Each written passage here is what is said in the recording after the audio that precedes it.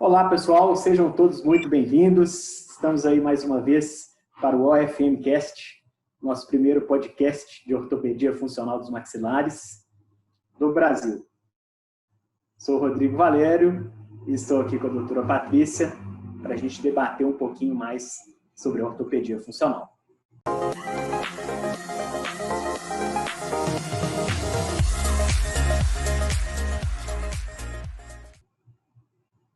Bom, essa semana a gente viu um pouco de uma polêmica que girou aí nas redes sociais a respeito da questão da mordida profunda.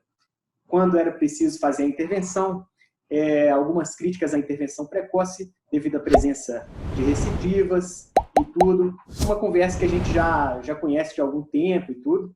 Então, eu e a Patrícia resolvemos trazer esse tema aqui para a gente debater e trocar uma ideia aqui no nosso OFMcast. Né, Patrícia? Isso. Então, para a gente começar, né, eu queria começar conceituando, né, e perguntando para a Patrícia qual o conceito, né, de mordida profunda, o que é uma mordida profunda? Exato. É importante falar, porque tem muitas pessoas que nos assistem que não são da área, né? Então, a gente considera mordida profunda quando existe um trespasse muito grande dos dentes superiores e inferiores. Seja os dentes superiores trespassando muito por fora, ou seja, um trespasse também onde os dentes inferiores cobrem completamente os dentes superiores pela frente. Ou seja, assim ou assim, tanto faz. Quando esse trespasse ele é muito grande, a gente chama de mordida profunda. Ou seja, há um real aprofundamento da interface entre a arcada superior e a arcada inferior. Perfeito. E como é que acontece, né, a questão da mordida profunda? A gente consegue observar isso desde cedo? É uma maloclusão que acomete, por exemplo, a criança desde a primeira infância? Como que é isso? Pois esse é um tema que é preciso ser conversado, né? Numa das nossas conversas, né, aqui do FMCast há um tempo atrás, a gente conversou sobre bebês que já apresentam algum tipo de maloclusão. Então, já nasce com algum tipo de alteração na relação maxilomandibular. E a mordida profunda, ela é uma situação que pode estar presente já desde os roletes gengivais. Nem tem dentinho ainda, mas o roletezinho gengival recobre o outro mais do que deveria, né? Então, já pode ser uma questão estrutural que já vem com o bebê quando ele nasce. E, naturalmente, pode acontecer na sequência também. Não tinha uma mordida profunda, mas por falta de estimulação adequada durante esse período pós-nascimento até a erupção dos dentinhos, ok? Houve a erupção dos dentinhos de leite com esse trespasse maior, ou nesse sentido ou nesse sentido. Então, já começa a acontecer na dentição de leite. Show de bola. E a repercussão disso, Patrícia? Assim, qual que é a repercussão dessa mordida profunda para o crescimento, para o desenvolvimento da criança, do adolescente? Pois vamos pensar, eu costumo dizer o seguinte, Rodrigo, que até um raciocínio de física. Se você tem um corpo completamente bloqueado dentro de outro, esse corpo não pode movimentar. Isso é uma questão de física. Não tem espaço para ele movimentar, tá certo? Então, uma boca onde uma arcada comporta a outra quase que 100%, seja assim ou seja assim, o que acontece? A arcada que está comportada, ou seja, que está dentro da outra, ela não mexe, né? Então, digamos que a mandíbula está aqui dentro. Ela só faz movimento de abertura e fechamento. Não existe possibilidade de ir para frente, de lateralizar para a direita e para a esquerda. Isso é péssimo, porque não existe num ser humano a possibilidade de não funcionar fazendo os movimentos todos que a mandíbula foi criada para fazer. Né? Então, por exemplo, quando eu tenho um animal, digamos um carnívoro, ele só faz movimento de charneira. Se a gente olhar os nossos cachorrinhos, os dentinhos dele trespassam muito o outro. Ele tem uma mordida profunda lateral que é fisiológica dele, pelo Sim. tipo de mastigação que ele tem que exercer e tudo. Agora, o ser humano não. O ser humano, ele precisa fazer movimentos em várias direções com a mandíbula, né? Então, se a mandíbula está bloqueada pela maxila, não vai. Por outro lado, se a mandíbula ela está comportando a maxila, ele pode ir para frente, mas para o lado também não vai, porque está bloqueado. Então, é um problema que gera impossibilidades de movimentação em qualquer situação, seja a mandíbula por fora ou seja a mandíbula por dentro.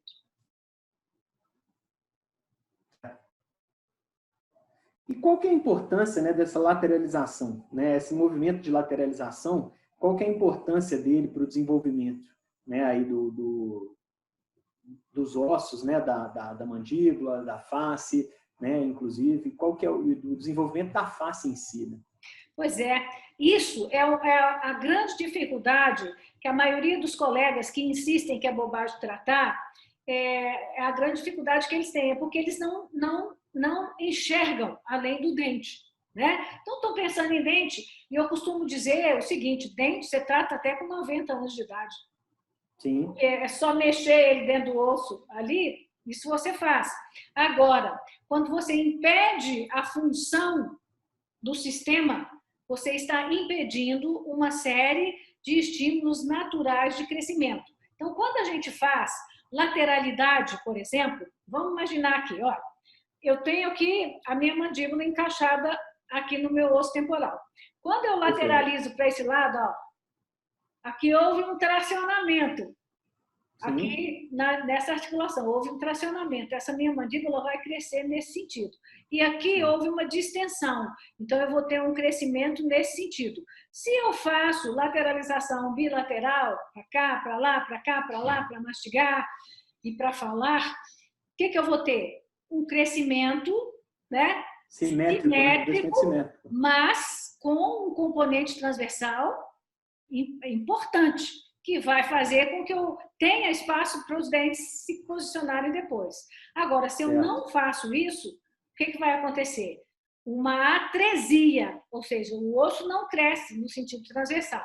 Da mesma forma, no sentido sagital. Se não houver esse estímulo, a gente não tem o crescimento nem transversal, nem sagital e piora a mordida profunda, que vai diminuindo cada vez mais o crescimento vertical também. Então, uma mordida profunda que se apresenta numa criança, ela tende a piorar cada vez mais, porque ele só vai fazendo um movimento de abertura e fechamento e vai apertando o côndilo aqui cada vez mais, a cavidade dele vai afundando cada vez mais, e aí daqui a pouco ele tá, né? E sabe o que é legal de a gente conversar? Essa criança, ela vai ter preferências mastigatórias compatíveis com isso. Sim. Como que um bebê ou uma criança que tem essa mordida assim vai querer comer carne? Sem dúvida. O que ela vai preferir? Alimento mole, né? Né? Sem dúvida. Porque ela não consegue fazer. Então, é um ciclo vicioso, a coisa só vai piorando, né? Só vai piorando. E por que essa insistência em relação à recidiva? Né? Se tratar cedo, vai recidivar. Então é melhor deixar para tratar depois, deixar para tratar mais velho. Por que sempre tem essa insistência nessa questão da recidiva? Exatamente por causa do olhar errado, né? O olhar está no dente. Então, quando você trata uma mordida profunda, intruindo dentes, o que é intrusão de dente para quem está nos ouvindo e não é da área? É empurrar o dente para dentro do osso, tá certo? Então, se você trata empurrando o dente para dentro do osso, mas funcionalmente não foi feito absolutamente nada, não houve um remodelamento das bases adequadamente, muito menos um treinamento da parte muscular para que aquilo volte a funcionar adequadamente, vai recidivar. Por quê? Fez isso, o dente subiu. Então, tá aqui. Que beleza, corrigiu a mordida profunda. Só que essa mandíbula continua mastigando só assim. Ela vai mastigando só assim e vai afundando de novo cada vez mais.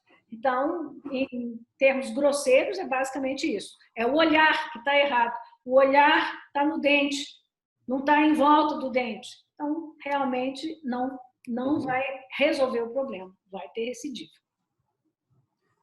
E pegando esse gancho, né? Nesse caso, fazendo esse tipo de tratamento, você não está funcionalizando ali aquela boca, né? Então, uma questão seria como funcionalizar essa boca, né? Essa boca que está com esse problema, como fazer com que essa boca funcione de forma correta? Exatamente. Fazendo intervenções oportunas ou com acréscimos de resina e desgastes seletivos ou com o uso de algum aparelho que permita esses movimentos, né, de lateralidade e recuperação desses movimentos de lateralidade, porque aí vai haver um remodelamento do tecido ósseo consequente aos movimentos de lateralização que o aparelho está induzindo. Esse crescimento e remodelamento ósseo induzido pelo aparelho vai resolver o problema da sobremordida, sem risco de recidiva, porque o dente ficou lá passivo, sossegadinho no lugar dele. Eu até tomo a liberdade de conversar a respeito do nosso Pedro, né? O nosso Pedro tem uma mordida muito profunda, ele está em uso, ele tem 5 anos, é o filho do Rodrigo, que é meu neto, tem 5 anos, está em uso de aparelho ortopédico funcional, tinha uma mordida muito profunda, agora não tem mais, já melhorou bastante, inclusive o sorriso gengival, e está abrindo diastema para tudo quanto é lado, né? Para tudo quanto é lado. Para comportar os dentinhos que estão vindo e vão vir numa situação adequada. Ele tem 5 anos de idade. Nós estamos tratando e ele não vai ter, com certeza, recidiva da resolução da mordida profunda, porque está sendo funcionalizada essa boquinha dele, né? Sem contar que nós temos que oferecer comida dura, né? Exatamente. Sempre oferecendo. E a gente, na clínica reabilitadora, né, a gente costuma deparar muito com a mordida profunda nos pacientes adultos, né? Ou seja, na dentição permanente. Né? E para reabilitar é um desafio muito grande, né? Em função da dificuldade ali de vocês restabelecer aquela oclusão e tudo. Então, assim, qual que é, né, quão deletérias, né, são essas mordidas profundas na dentição permanente do ponto de vista da função, do ponto de vista do desenvolvimento? Exatamente. Essa pergunta é excelente. Por quê? Porque a gente pode, inclusive, intervir com terapêutico ortopédico funcional em pacientes adultos, inclusive preparando eles, né, para uma intervenção reabilitadora, né? Porque, da mesma forma que os pacientes que estão em desenvolvimento, o paciente adulto que não tem mais crescimento em grande volume, mas ele tem potencial remodelatório no resto da vida, principalmente na direção vertical. Então, se a gente faz as ativações adequadas e os estímulos adequados, a gente pode recuperar essa dimensão vertical, sim, o que facilita demais o trabalho do reabilitador oral depois, né? Você imagina você colocar um implante no paciente com uma mordida muito profunda que não tem altura para você colocar coroa. É um caos. E o que normalmente se faz? Intrui os outros dentes para poder ganhar espaço para colocar a coroa no dente que sofreu o implante. Só que aquilo ali também não é um trabalho estável, porque você está trabalhando na consequência, você não está trabalhando na causa, né? Então, mesmo no paciente adulto, é possível a gente fazer intervenções ortopédicas funcionais e preparar esse paciente para receber uma reabilitação de forma muito mais adequada.